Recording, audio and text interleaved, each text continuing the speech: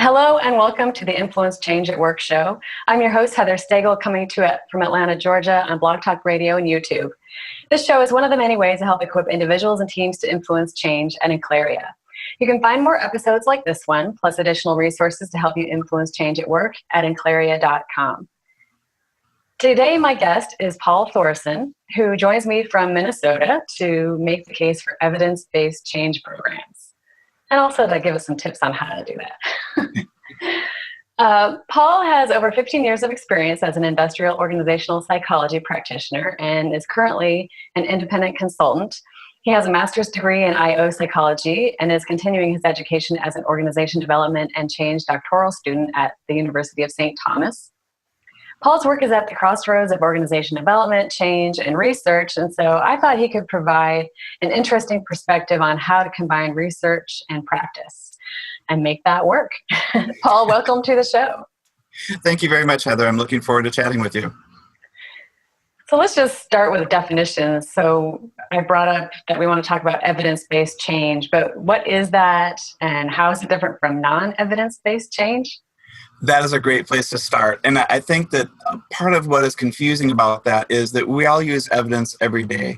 So when people talk about evidence-based decision-making or evidence-based change or evidence-based medicine or any of those things, what they're really talking about is the decision-making process. At least that's the way I look at it, and many people that I know look at it. So people use evidence. The thing with evidence-based change or evidence-based practices, are you using the best available evidence? Have you sorted through it and said, okay, I read one article in Harvard Business Review, now I've read their evidence, or is that maybe not the best evidence available, and maybe there's other evidence available that might contradict that, enhance that, or make it a more powerful argument. And so that's what really evidence-based is all about, is looking at the available evidence and appraising it to make sure, is it the best available or not? So why would you want to use evidence-based change or just evidence in your change programs? Yeah, and I think that's an interesting distinction too, but I think that with evidence-based, whatever you want to put after that, evidence-based change or evidence-based practice or evidence-based management, what you're looking at is how do we look at all the available evidence and truncate it down into bite-sized bits so people can make sense of it and not get overwhelmed. And that way you might have a more rigorous or more credible argument for the changes that you make, instead of having to say, well, I heard somewhere this works, or I did this in my last project, so I'm just going to port it over, or I read a blog. Yeah, I read a blog, and some people, maybe they know a model, and that model works for some situations, but it doesn't work for all situations. And so what they might want to do is figure out in what situations is that model a great model, and what situations do they maybe need to get a different one, or, as you know, many advanced practitioners are able to kind of make a recipe out of their models and customize it for their clients so that they're not just saying, oh, all I know is this one model, so that's what I'm going to use. They're able to make that model work for their client. Yeah, plug and play versus using a little bit more discernment in what you're practicing. Exactly. And I think that's where some people, there's some confusion when we say evidence-based, because as soon as you say that, we all kind of bring our own experiences to that and our own assumptions and our own biases too. So when I talk to people and I say, well, let's be a little bit more evidence-based about this, they say, oh, do you mean best practices? Yeah. No, that's not necessarily what I have in mind when I say that. But for some people, that's what they hear. They hear best practices. Other people hear benchmarking. Other people hear, oh, you must mean we have to do a lot of metrics. Well, that might be part of it if you want to look at measuring your outcomes, of course. But that's not all it means. It's everything as far as appraising the evidence, making sure it's the best available evidence, and then making decisions based on that. So you brought up a bunch already, but what are some of the different types of evidence that you might use in a change program, or just in general? So you brought up best practices, you brought up benchmarking. So what are some others? And I think that is where the crux of the issue is at, because when I look at it, I go with the evidence-based practice that comes out of Europe and UK. The Center for Evidence-Based Management has principles that they look at. So it's a little bit more rigorous definition. The funny thing is it mirrors other practices to a certain degree. So when we look at what are the sources of evidence, one is empirical literature. What does the literature say? If you go and do a literature search, what does it say about this particular issue? Another is your own personal experience. You know, if you bring in your professional experience and you have had these experiences before, that's one source of evidence. Mhm. Another one is stakeholders. If you're in some implementations, it might have a huge impact on not just people in the company, but their customers or their shareholders, people outside the regular sphere of who are we doing this change with. And so it'd be good to get a beat on what are the customers thinking, what's the customer experience, for example. And so in general, you're looking at 4 different ones. And one, of course, is organizational data. What does the organization already have? What have they tried before? And you might be looking at some of their metrics or financials and those kind of things, but that's data that should be looked at instead of just plopping a model on top of it. Okay, yeah, because that would be useful, the organizational knowledge and data as far as what's the existing culture and how change has gone in the past and what have been the roadblocks for those changes. So that's useful information. Yes, exactly. And it's interesting. I was reading an article. The other day, but it was an interview with Helen Palmer, and she was talking about design thinking. And some of what she was talking about with design thinking mirrored this to a certain extent, because she was talking about gathering evidence, gathering assessment information, talking to clients, talking to customers, and doing some of the same steps. And she didn't call it evidence-based process or evidence-based practice, but some of it was very similar and kind of mapped onto this. Okay. So do you have any examples like real world examples that we can bring into the conversation to help illustrate how this works? Sure. And this one might not be a perfect fit, but it's a project I was on last year. And it was, in some respects, it was ideal because I was on a project where I was not the, brainchild behind this. I wasn't the person driving this forward. I was just one person on this team. But we had a team that was building a new product, and the product was going to take information from their employees and figure out, similar to a survey, but we had a researcher on the team, we had a consultant on the team, we had a writer on the team, and then this team was one nested team within, interfacing with software people and interfacing with everybody else. So the researcher was literally doing literature reviews, and she was reading up on things like employee surveys, employee motivation, employee retention, and she's able to report back, what do we have here? What does the literature say? When we start talking about increasing communication between managers and employees, what does that mean? What could that look like? And what are some best available evidence from the literature to do that? But then we had to translate that. We can't just say, go read this article and expect people to know, things that they don't know and they don't have time to dissect. We had to help them translate that. And so that's partly where I came in, was trying to help translate that into actions, but also partly where the copywriter came in, because he could look at it and say, I don't know what you guys mean. I don't have an advanced degree in psychology. You're talking about this. You threw in some extra things. You didn't even realize you're talking about beta weights. People don't care about beta weights. What does that mean? And so he was able to help take that down another level and translate that to a further, more usable version. So we also had beta versions happening at the same time. So as this product was being developed, there were beta versions out in the real world of customers using it and giving real-time feedback back to the company to let them know, both from a user interface, this is what we like, this is what we don't like, this is what we need, but also the suggestions you made, they're a little bit too clunky or a little bit too long, or could you shorten them, or could you make sure you've got 3 suggestions instead of 5? They had all kinds of real-world evidence coming in that they could start shaping the product and shaping the service right away. Yeah, you mentioned about some of the articles being clunky, and I was thinking, some of those research articles, especially coming from academia, you can understand all the words that are on the page, but not how they actually work together. Yes. So I can see how it would be helpful to have a translator from academia to practice on the team. Yes, and as a person who's recently gone back to school, it's interesting to do. I have not had access to literature databases for a while. I've been one of the person who's been a practitioner, and I'll get access to articles when I can through ResearchGate or through other ways. And now that I can actually do my own searches again, it's a little bit overwhelming sometimes. It's like you type in something about, learning styles or employee engagement or whatever it is that you're looking up, and you get back thousands of results, and you have to say, okay, where do I start? How do I kind of pare this down into what I'm actually looking for? And it's more than just knowing to put quotes around your search. It can be a little bit overwhelming sometimes. So that brings up, how do you actually know what to look for when you're doing a search like that? Do you have any tips? I have a couple. Yes, I do. One is to, when possible, use sources that are already available. So one thing that I look for, and this might not always apply to organizational change, but sometimes it will. If a meta-analysis has been done, a meta-analysis is a study about studies. So instead of just one study, it will take an aggregate of 140 or however many are available on that topic, and then it will drill it down for you so that you don't have to go out and read those 140 articles unless you want to, unless you have the time to.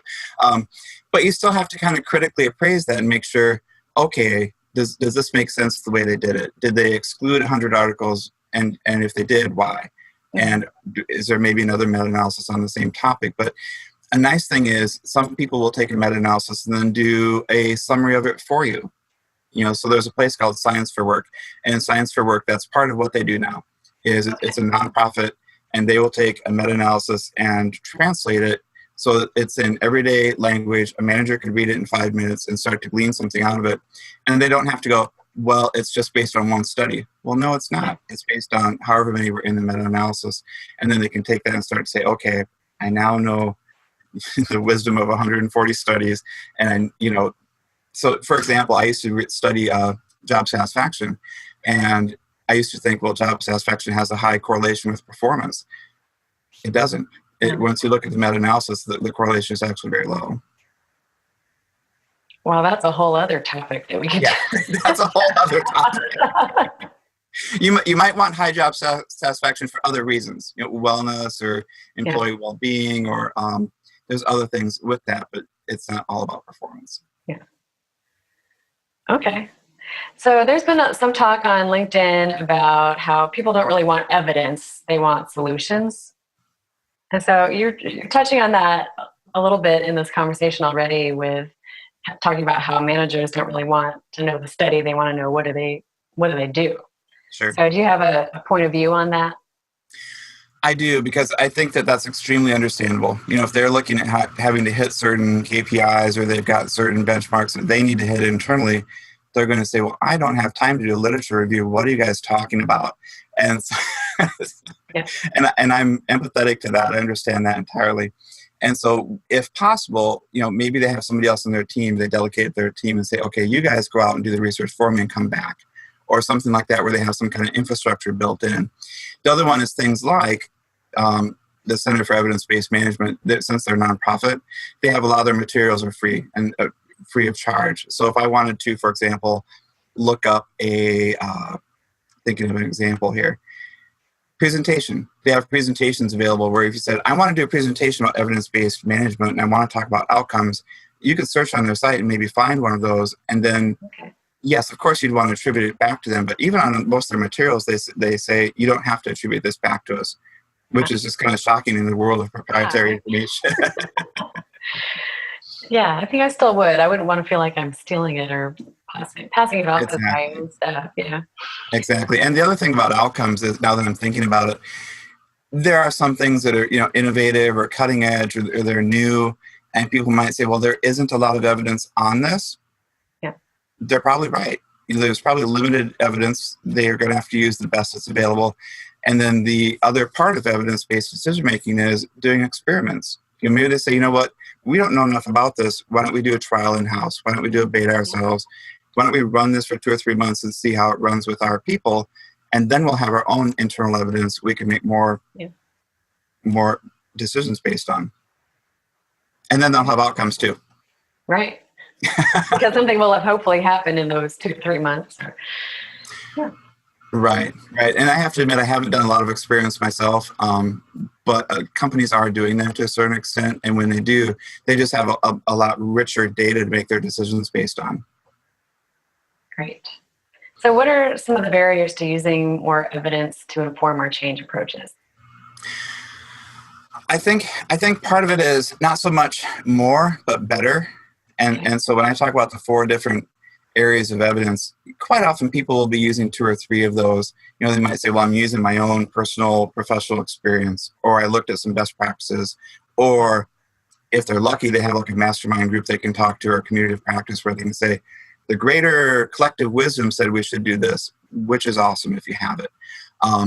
But the barriers are things like paywalls. If you're looking at trying to do any kind of literature review, as somebody who was out of school for the previous 15 years, paywalls are a pain in the neck.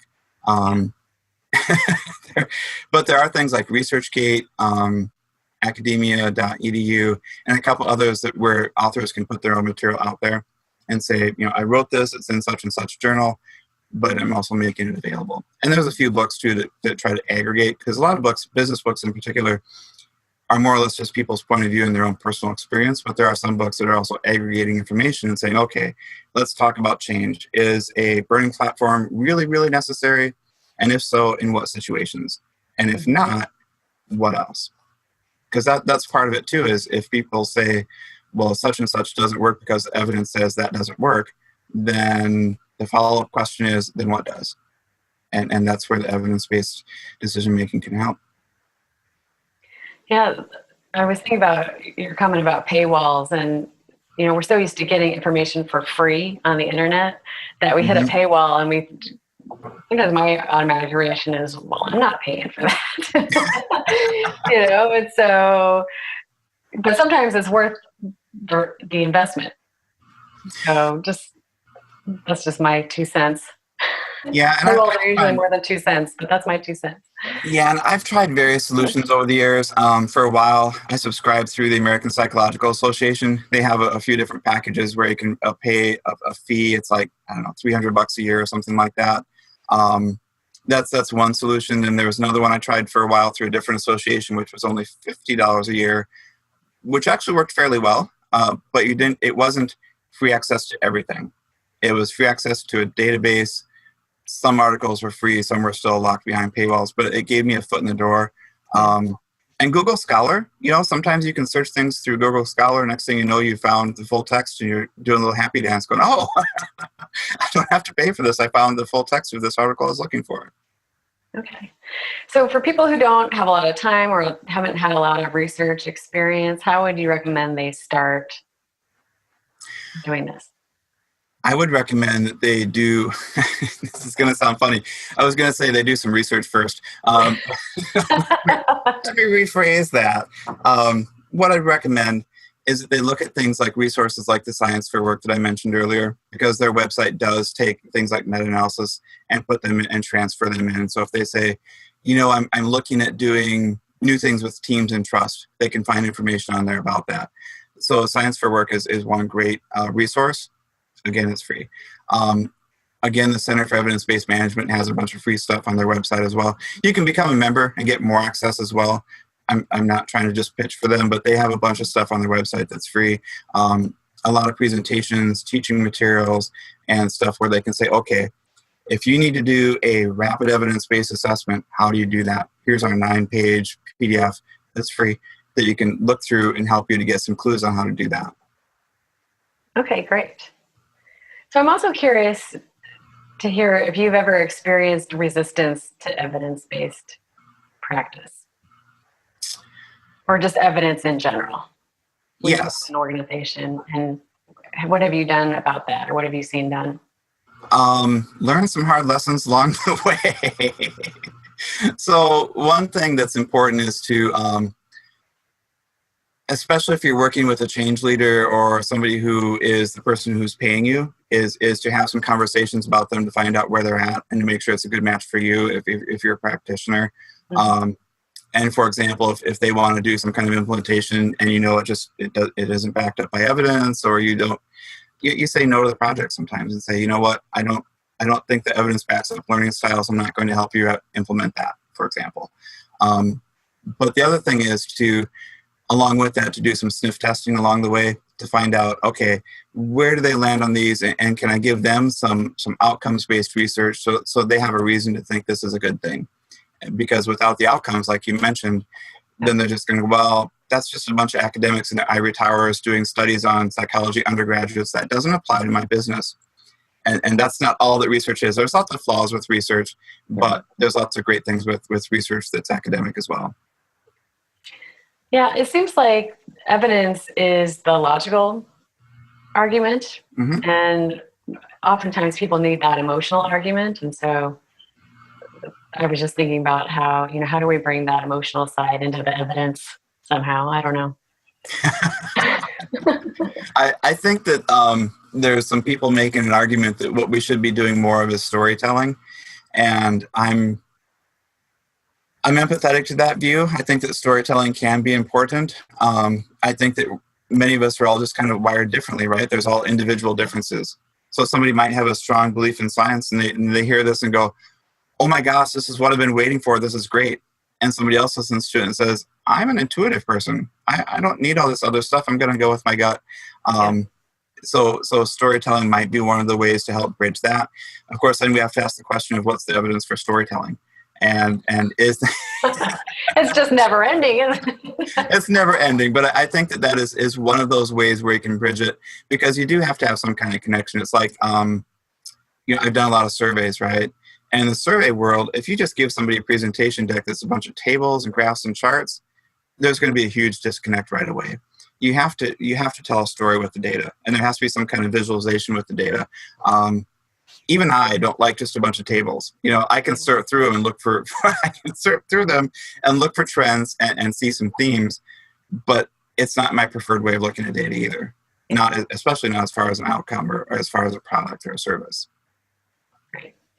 So what's the one thing that you want people to take away from our conversation about evidence-based change? I would want them to take away to appraise the evidence, do a critical appraisal of it, and figure out, okay, is this the best available? Is there more I need to be looking for? And who else can I reach out to for some help if I need it? And along with that, to apply it, and then do some kind of appraisal at the end of did the outcome work? What do I need to do to maybe tweak it next time? What's my assessment of the actual critical appraisal and the application? Because without that, people can just kind of end up repeating the same thing over and over. So there has to be some kind of outcome on the end to evaluate it. Great. And where can people learn more and contact you? Well, I can be found on Twitter pretty easily. I'm SurveyGuy2 on Twitter. I use the same handle on Medium, so I write a few articles about these types of topics. People can contact me by Gmail if they want to. My email address is surveyguy2.0@gmail.com. And so that would be fine. So if people want to contact me directly, I might be able to refer them on and help them find some more resources as well. Great. Well, thank you, and thanks for being here. Thank you very much, Heather. I enjoyed talking with you. And thank you for listening to the Influence Change at Work show. If you'd like to find more resources to help you influence change in your organization, including individual coaching, team workshops, and upcoming training events, please visit inclaria.com. While you're there, sign up for the monthly newsletter and receive a free change readiness assessment to find out if your change initiative is set up for success. Until next time, best wishes on your change initiative.